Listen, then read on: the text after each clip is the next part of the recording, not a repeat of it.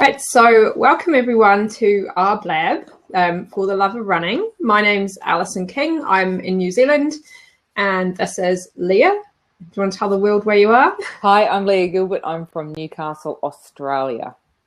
And we're usually joined by Jill Angie from Philadelphia, but due to clocks changing, she didn't realise that it would be our time still, and she can't make it tonight. But hopefully we'll have it all set for the next one. So we're all three here.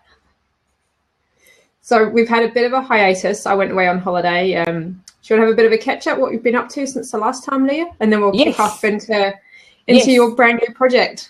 Yes, because you've got exciting training going at the moment too, haven't you?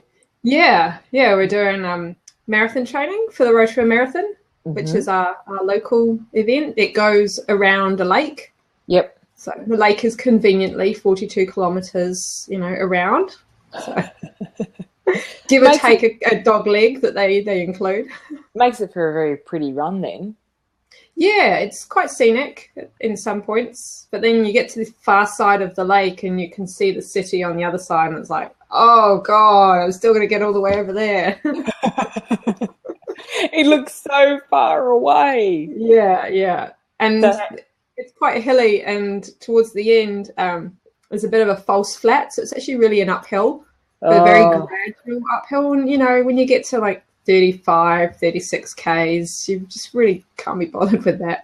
Yeah. I remember a half marathon I did. I read that it was a really flat course, and then I got to, but it actually had, and I was lucky that I do most of my training uphill or downhill. So I had the ability to surge really well, and I was passing lots of people on the hills and stuff like that. And then at about 18 kilometres, there was a big bridge, an overpass sort of thing. And I turned the corner and saw that, and my body just stopped dead. Oh, no. I stood there and I'm like, what are you doing? Like, what are you doing? And as if my body's just gone, no more. Sorry, you're not running over that. You can walk it and you can run down. Well, we've actually been doing lots of hilly runs. So I compared my GPS data from not the weekend just gone, but the last weekend we did a really hilly run, and I compared that to the actual marathon course. Yep. The marathon course is, I think, 285 meters elevation. Wow. And we ran 480 meters of elevation in a very, very slow 23K run, which took us over 3 hours because that's all there's right. some big hills. But weekend just gone, we just did 26K. So awesome. So when is it? April the 30th. Oh, that's good. Yeah. That's good. Yeah. So nice. You'll be in taper before you know it. Yeah, we've got 3 more really big runs. Yep. Yeah. And because we do them in a club, so I'm with the Lake City Athletic Club and co-leading one of the Marathon Clinic groups, we train as a group, and everyone, for the last 3 runs, everyone runs the same course, and they set up water stops. It's pretty cool. Oh, fantastic. Yeah, like a whole mock run. Yeah. Well, not quite the same as a marathon, but... Yeah, no, that's fantastic though. That's really good. That's great. Yeah, well, I've just been. How long have we been out? We've been out for about a month, haven't we? Yeah, I went on holiday. That's right. And then a cyclone hit, and you got diverted, didn't you? Yeah, it was awesome. Yeah. I've been doing a lot of speaking engagements recently at a lot of gyms about shifting your focus with your training and how to use a body positive approach to actually enhance your training rather than to get some great results in a different way, as opposed to like if your headspace doesn't work well for weight loss or anything like that. So it's been fantastic, and the response has been really good, and the greatest response I'm getting is from a lot of the trainers who have sort of realised that the body positivity that I talk about in regards to fitness and athleticism is very, very different to what they perceive it was going to be. So it's fantastic to see them go, yeah, okay, now we really, really, we get it, and we get why it's so important. So I've been busy doing that, and I've been busy preparing. I've got a race in May that I'd really like to podium on, so I'm gunning for that. Yeah. What's that race? It's a women's triathlon festival down in Penrith. I'm only doing a short course one, but I want a podium on it. So it means that I have to just be incredibly comfortable with discomfort for the time that it takes. So it's actually a lot of mental. I find this sort of training a lot of mental training, because you've just got to get in a really high heart rate zone and just be comfortable with it. And versus, monitoring your heart rate, like for the longer sort of stuff, just getting into the groove. Like there's no groove; it's just flat out, as you know. Comfortably uncomfortable. That's right. You just got to go. You know what? You'll be right. It'll be over soon. So the harder you push, the sooner it will be over. Yeah. So it's I'm doing that, and then I have my mammoth project that I've just decided to do in an epiphany last week or so. The last couple of weeks, and I've got some awesome people like yourself and Jill coming on board and helping me out. So the response has been remarkable. So and that's what we're going to talk about today. Yes, so, yes. So let's get into it. Yes. So I've decided to go ahead and create, which is, I think you're right. I think when you had it in the blab, I think it is a world first. It's a multi-sport magazine tailored to Athena division athletes. So that's athletes who, in the Athena division in Australia, I don't know if it's the same in New Zealand, is 75 to 80 kilos plus. Yeah. So for those who don't know much about the Athena division or the Clydesdale division, they came about many years ago, I think in the late 70s, early 80s. An accountant who was also a marathoner. He started to see a pattern, and I think it was the military corps marathon that he started to research the results for. And what he noticed was that the heavier athletes, their times over distance never really got too close to the winners. There was always a really big distinction between the heavier runners and the smaller runners who ended up winning the race or placing in their age groups. So what he looked at I think he pulled data for about 10,000 runners. Wow.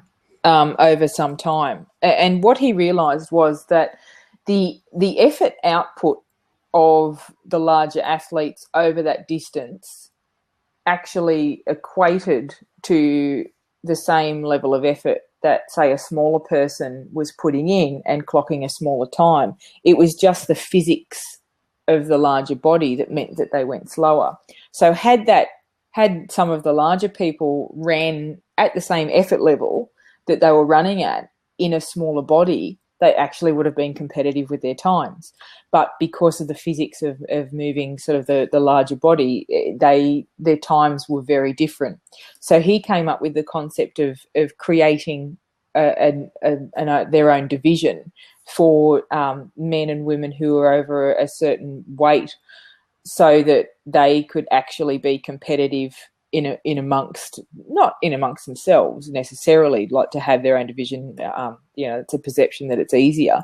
It's actually more just to put it on a level playing surface as far as the weight division is concerned, because that's the zone where these people will be competitive with each other. So that's where the Clydesdale and Athena category came from.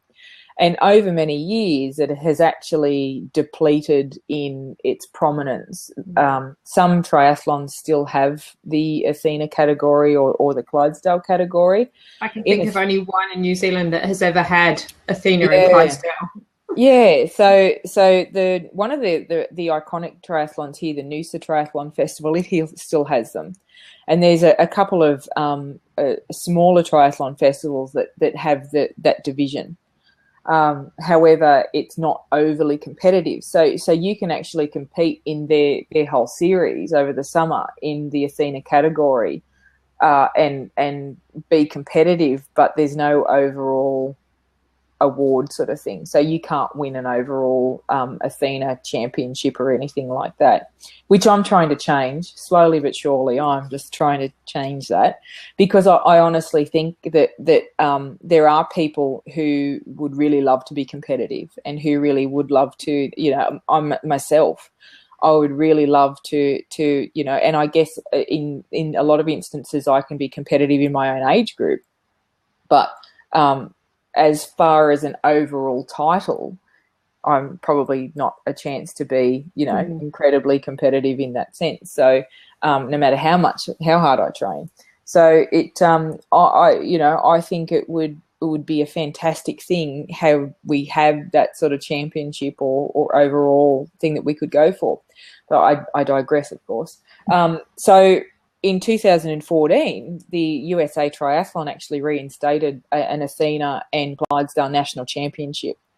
So they've had the numbers that they had participating in the weekends for the national championships was remarkable. So it's on quite a resurgence at the moment, and so some people don't like to be classed as an Athena. Some people don't like to be classed as a Clydesdale. They find it sort of, very weight focused for them, and it's sort of like he's the bigger athletes kind of thing. But over here, what I'm noticing is that within the community of women who identify themselves as Athenas, there's a certain pride there, and I think that came recently. We lost Sherry Lutz, who organised the Aussie Athenas group over here. Mm-hmm. We lost her suddenly, which was terribly, terribly tragic for everybody involved, and a lot of us are still reeling from that. Yeah, I heard about that on the I Am Talk podcast, actually. She'd been on John's training camp. Yeah, and it still is very sad, and it's still very raw, because she coached a lot of Athenas, but Sherry had such a pride in being an Athena, and it was just something that she was so into, and that was who she was, and I think she instilled so much. She instilled so much pride in all of us to be proud of being Athenas, and with her passing, it was like, well, how, where do we go from here? And it really renewed a sense of we have to carry on our identity as this division of athletes. So that, in a nutshell, came in a nutshell. There's no nutshell with me, is there? No. So cutting a very long story short, the one thing I notice with my community of body positive athletes, and I talk about what as you do yourself as a coach and a business person, an entrepreneur, it's like, where do you go from here, and what's the plan for this year, and so I've been in that mode with my sport for a little while now, and trying to work out, so where do I actually go? Where do I fit? What's the next step for me? And I was sort of talking it over with my partner, and he was saying about coaching and offer these programs and do this and do that. And it just, whilst I already do that as a run coach, just something wasn't sitting right. And I'm thinking, and I said to him, I said, you got to understand is that my community are established athletes. They've got coaches, they train. They're parts of communities already, so they're parts of tri clubs, they're members of running clubs, they're established athletes, they're experienced, they're smart, they're researched, they're students of their own sport. These people are athletes, and they do take themselves seriously, and they respect what they do. What they don't have is a resource that speaks to them as that. And that's where it went, bing!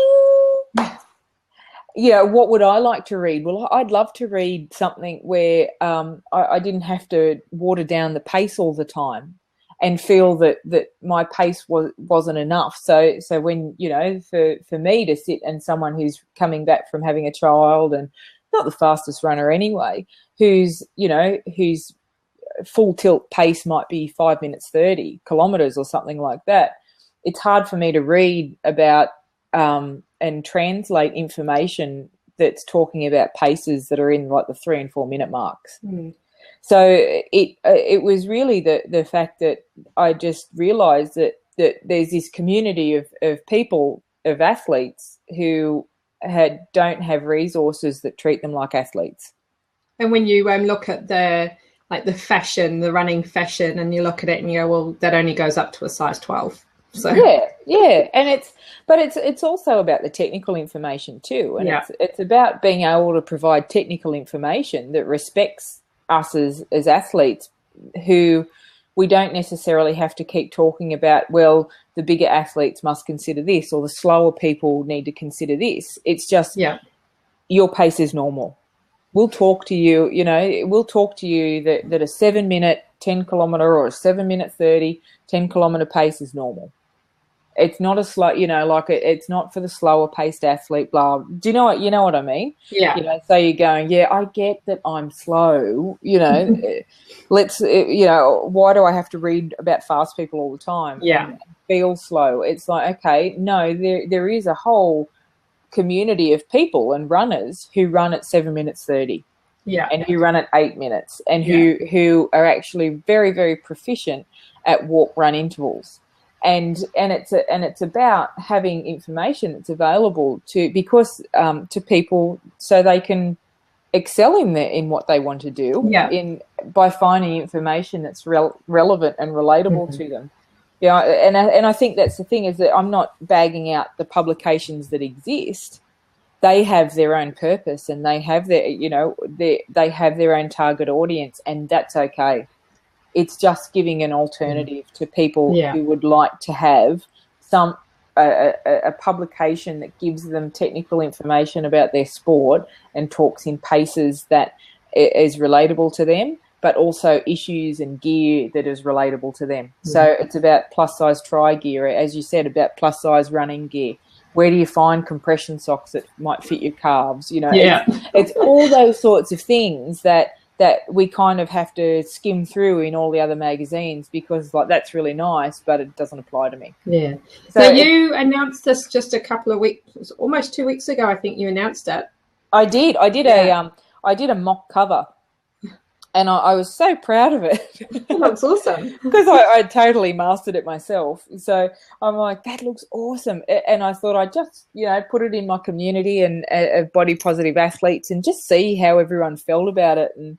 And because it was one of those moments where if I'd have sat on it, I may not have done it. Yeah. But And what was the reaction you got? Went nuts. Everyone was so excited, and everyone was basically saying, how can I subscribe? Where can I subscribe? And it was like, right, well, I better get that organised so I can answer those questions. So it was one of those things where if I didn't do it, I may have just let it pass, and it wouldn't have been compelled to keep going in that sense. But I just wanted to jump feet first, and and then go find my way from there, basically. But so it's been amazing, and it's so many people were saying, finally, a publication for me, or a magazine for me, and the thing that a lot of people were talking about was how they had unsubscribed from so many other magazines, fitness magazines and running magazines, because they just felt they weren't speaking to them. And the thing is that for a lot of reasons, not just, body positivity, but for a lot of mental health reasons and a lot of self identification reasons, a lot of people can't have that focus on lean all the time. And what you'll notice about a lot of, running magazines and tri magazines and stuff like that is that there's always some element of lean about it. Eat your way lean, how to do this to get lean. You've got one, haven't you? Yeah, I'm just the last Runner's World I bought was the January edition, and it's the summer superfoods, 5 healthier food picks. But I look at them and they're actually not healthy. They're full of sugar. So yeah, so it's more like it's just more like okay, like it's. There needs to be that space as well where people are spoken to. There you go. You ever look like that? Lean on the front. Lean. Yeah.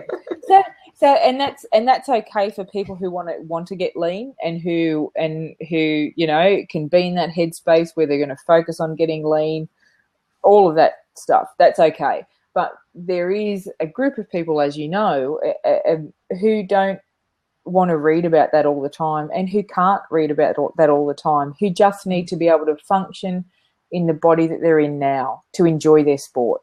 Yeah. It needs to, you know, they need to be able to do it without a focus on doing something else to themselves other than conditioning what they have now for performance.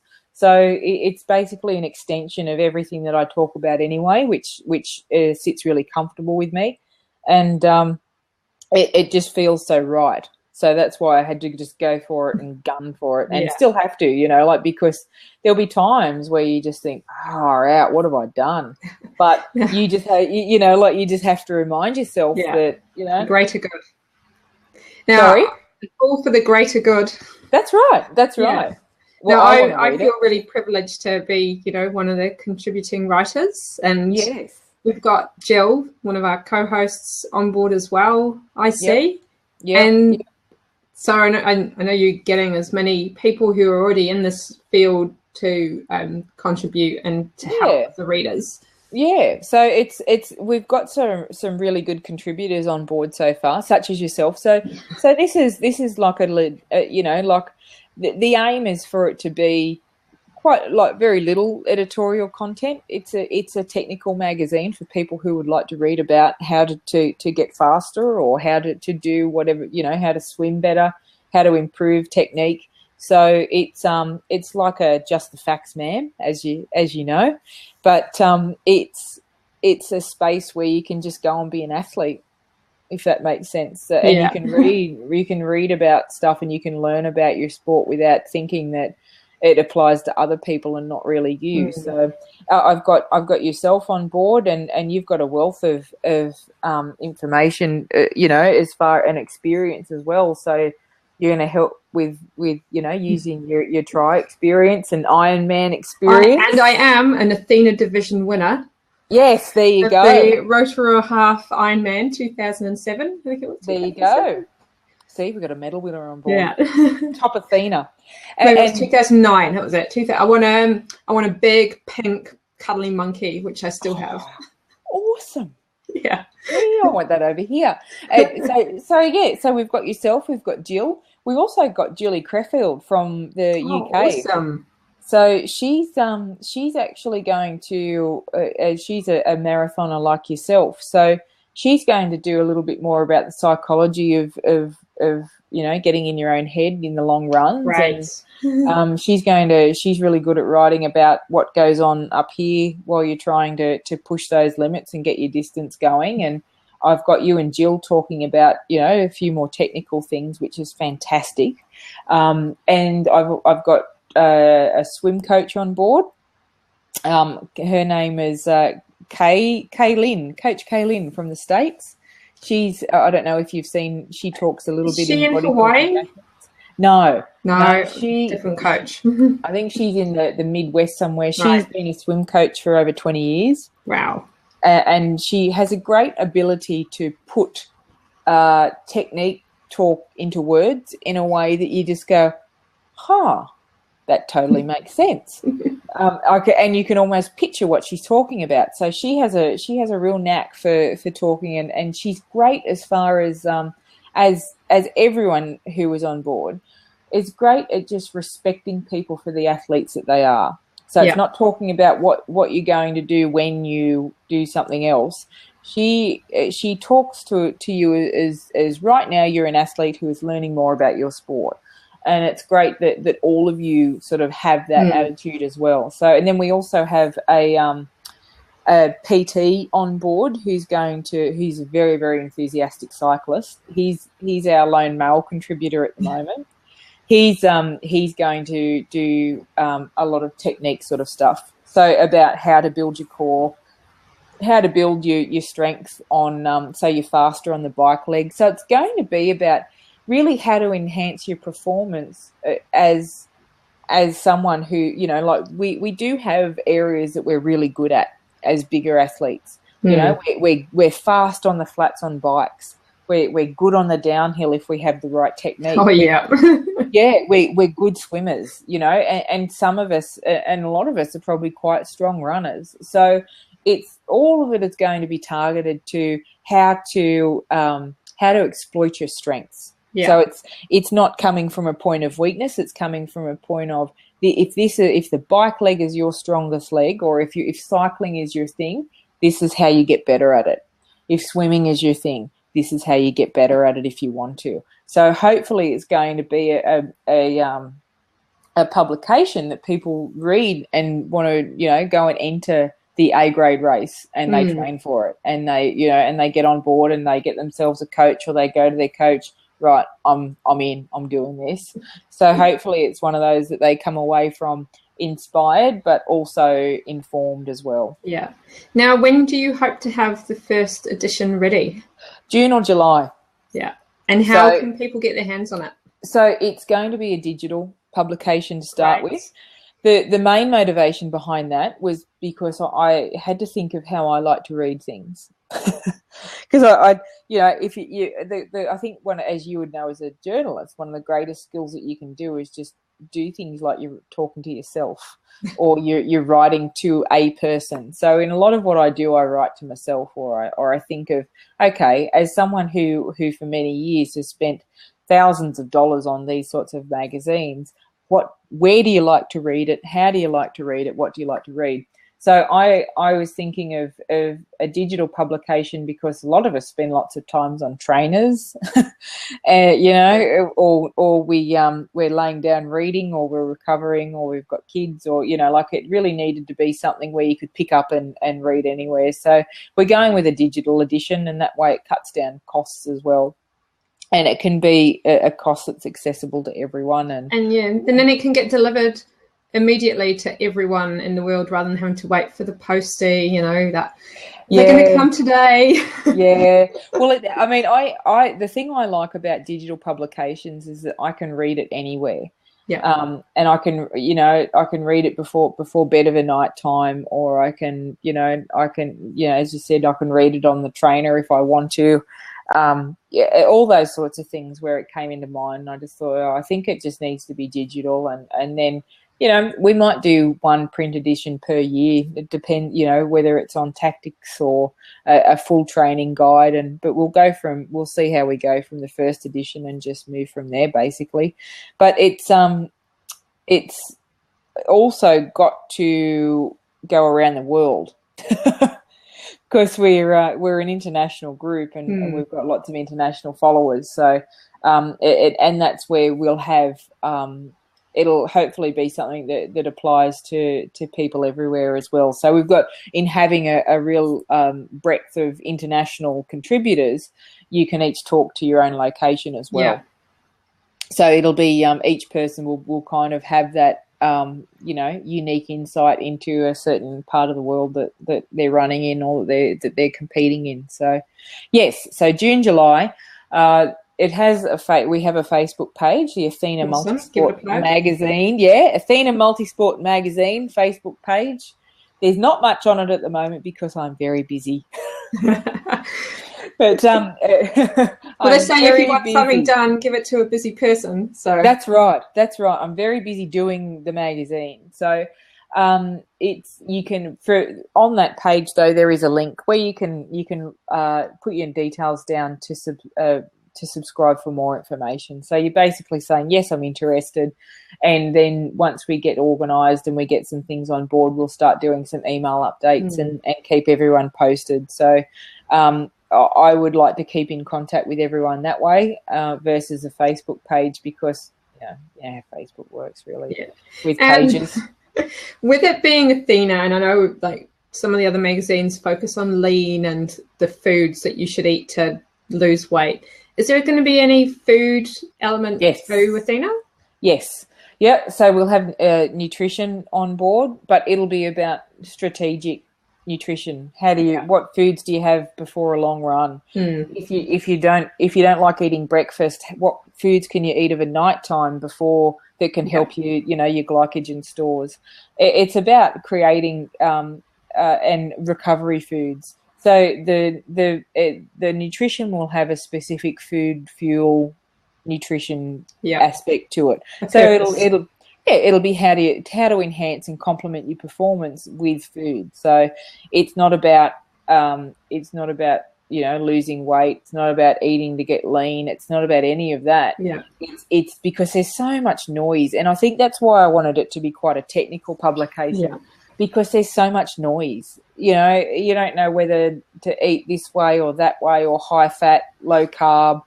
And even within the athletics sphere, there's so much noise. And it's really got to be, here's some foods that help with inflammation. Here's some foods that, it's basically saying, here's some information, take away what you want from it. Yeah. And there are other places for people to go to if they do want to lose weight or gain muscle. Yeah. Yep. Exactly right. And it's the sort of thing where there's nothing wrong with that. It's just that I'd really ideally like a publication where people could come to without that noise, because there's people that need to not have that noise. And it's about and it's not putting an agenda on to the readers. It's just saying, here's some good information about what foods are great. Here's a wide variety of foods that can help you eat, to eat before you do this, and it helps you become a smarter athlete in knowing how to fuel yourself. So it's about that, and as I said before, like just the facts, man, versus pushing a belief system about food onto people, and it needs to be just a space where someone can come and just become educated and make their own decisions from there, basically. Well, it sounds like it's going to be an amazing magazine, and I'm not just saying that because I'm going to be in it. But I would subscribe anyway. Yes, well, hopefully, and it's, as I said, I'm just putting something together that I would really like to read myself, and I believe would aid my training. So it's going to be basically a celebration in a lot of ways of what people are doing all over the world, and the everyday athlete, I suppose, and where people can actually feel that they're respected as someone who trains, recovers, and does all of those things that athletes do, but where they can come without the pressure to be something that they're not right now. And it's where they can just go, right, this is how I am right now, this is what my life affords for my training, and this is what I want to achieve, and this is how I'm going to be able to do it. So and that's it in a nutshell. So hopefully it will be, not hopefully, it's going to be a success, because there's nothing in the world like it at the moment, and I think I've spent many years talking to publications about how to celebrate the diversity of their own sports, and how to perhaps put a larger athlete on the cover, or an everyday athlete on the cover, and sort of how to celebrate the everyday person versus the elite all the time. And there was just a realization the other week that I need the time has come where I just stop asking the mainstream and campaigning the mainstream, and you just become part of it. Exactly. If you can't beat them, join them. Yeah, and you just go, you know what? All of those things that I've been encouraging brands and publications to do for all those years, I'm just going to do myself. With the help of some very talented people along the way. So, and it is, and it's celebrating the wealth of knowledge that's in that community as well. Yeah. Awesome. Yes. Well, I can't wait for it. Better get writing. Yeah, that's right. Deadlines. But no, it's fantastic, and hopefully it's going to be ready to go. It'll be ready to go. So it'll be ready to go. It's going to be fantastic, and hopefully I can get lots of different people on board for gear testing gear, and that's the next couple of weeks for me, is organising some gear testers. Ideally, what I would like to do, particularly when it came to clothing, is to try a couple of different sizes, because as we know, the experience of someone who's a size 18 in a particular piece of gear might be very, very different to someone who's a 22 or 24 in a piece of gear. So it needs to speak to every athlete in that size spectrum. So again, there's not just a group of people sitting there reading that thinking, well, that's great, but, that's not my size still.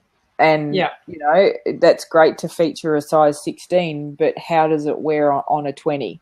Yeah. So hopefully, it's going to be about what each person's experience is in the gear, and it's a full diversity of across the size spectrum of what the gear feels like on each person. So, and across different distances and things like that. So as much variety as possible. And so that's me for the next couple of weeks, is to get all of that organised and start a go.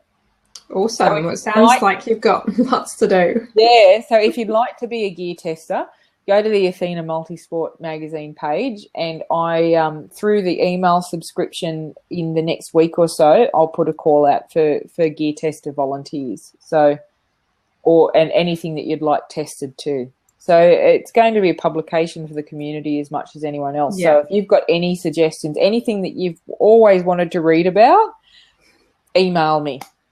And that way that the people who are reading it are getting what they want, because they're already telling you what they want. Exactly right. Yeah. Exactly right. And, people. Tell me what you want to read about.